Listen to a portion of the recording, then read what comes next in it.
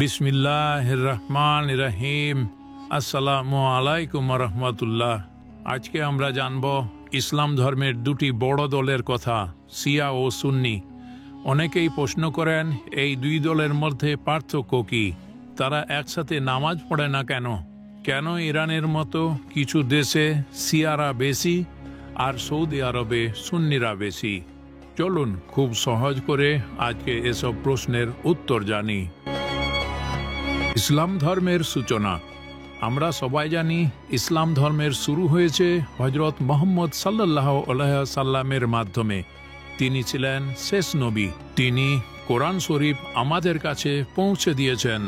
রাসূলুল্লাহ সাল্লাল্লাহু আলাইহি সাল্লাম যখন জীবিত ছিলেন তখন সবাই একসাথে ছিলেন, কোনো বিভেদ ছিল না। কিন্তু রাসূলুল্লাহ সাল্লাল্লাহু আলাইহি সাল্লাম যখন ইন্তেকাল করলেন তখন প্রশ্ন হলো ওনার পরে কে হবে মুসলমানদের নেতা। এখান থেকেই শুরু হয় ভিন্ন মত। কিছু সাহাবা মনে করেন সবচেয়ে ঘনিষ্ঠ সাহাবী হযরত আবু বকর রাদিয়াল্লাহু তাআলা কে নেতা করা উচিত, আর অন্যরা বলেন হযরত আলী রাদিয়াল্লাহু তাআলাকে, যিনি রাসূলের চাচাতো ভাই ও জামাতা, তার হাতে নেতৃত্ব থাকা উচিত। এই দুই ভিন্ন মত থেকেই তৈরি হয় সুন্নি ও শিয়া। সুন্নি কারা? সুন্নিরা হলো সেই দল যারা বলেন নবীর পরে নেতা নির্বাচিত হতে হবে সাহাবাদের পরামর্শে, যাকে সবাই মানে। তাদের মতে খলিফা বা নেতা হওয়া মানে জনগণের প্রতিনিধি হওয়া। শিয়া কারা? শিয়ারা বলেন নবী সাল্লাল্লাহু নিজেই ঘোষণা করেছিলেন যে হযরত আলী রাদিয়াল্লাহু তাআলা হবেন ওনার পরের নেতা। তারা বিশ্বাস করেন নেতা বা ইমাম আল্লাহ নিজেই মনোনয়ন করেছিলেন এবং তারা নির্দোষণ, মানে ভুল করেন না। নামের মানে কি?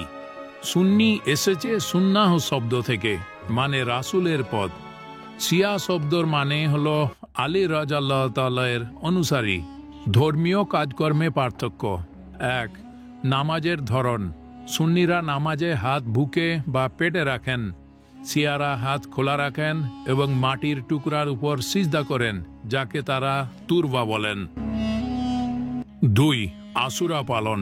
শিয়ারা আশুরার দিনে হযরত হুসাইন রাদিয়াল্লাহু তাআলা এর শহীদ হওয়ার জন্য গভীর শোক পালন করেন, কেউ কেউ বুক পেটান, কাঁদেন। সুন্নিরাও আশুরার গুরুত্ব মানেন, রোজা রাখেন, তবে শোক প্রকাশে অতিরিক্ততা করেন না। 3. ধর্মীয় আইন। সুন্নিদের মধ্যে 4টি মাযহাব আছে: হানাফি, শাফিঈ, মালিকি ও হাম্বলি। শিয়ারা মূলত জাফরি মাযহাব অনুসরণ করেন। কারবালার বেদনাদায়ক ইতিহাস। শিয়াদের জন্য সবচেয়ে বড় আবেগের ঘটনা হলো কারবালা। হযরত হুসাইন রাদিয়াল্লাহু তাআলা, যিনি ছিলেন রাসূলের নাতি, তিনি এক জালিম শাসক ইয়াজিদের বিরুদ্ধে প্রতিবাদ করতে গিয়ে শহীদ হন। এই ঘটনায় শিয়াদের মধ্যে গভীর দুঃখের সৃষ্টি করেন। আজকে বিশ্বের বেশিরভাগ মুসলমান সুন্নি, কিন্তু ইরান, ইরাক, লেবানন এবং বাহারানি এই দেশগুলোতে শিয়ারা বেশি। বিশেষ করে ইরান হচ্ছে সবচেয়ে বড় শিয়া প্রধান দেশ। ভাই ও বোনেরা, শিয়া বা সুন্নি সবাই একই কোরআন পড়ে, একই নবীকে ভালোবাসে এবং একই কাবার দিকে মুখ করে নামাজ পড়ে। তাদের মধ্যে কিছু পার্থক্য আছে বটে, কিন্তু ঈমান ও আল্লাহর প্রতি বিশ্বাসে আমরা এক। এই ভিন্নতাকে ঝগড়ার কারণ না বানিয়ে উচিত সহনশীলতা ও ভ্রাতৃত্বের মনোভাব নিয়ে একসাথে চলা। আল্লাহ তাআলা বলেন সূরা আলে ইমরান 103 নম্বর আয়াতে, তোমরা সবাই আল্লাহর রুজুকে মজবুত করে একসাথে ধরে রাখো এবং বিচ্ছিন্ন হয় না।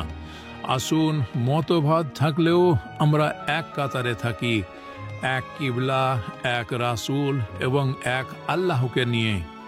তাহলে আসুন এই বার্তাটি অন্যদের সাথেও শেয়ার করি, ভ্রাতৃত্বের আলো সবার মাঝে ছড়িয়ে পড়ুক। আসসালামু আলাইকুম ওয়া রাহমাতুল্লাহি ওয়া বারাকাতুহু।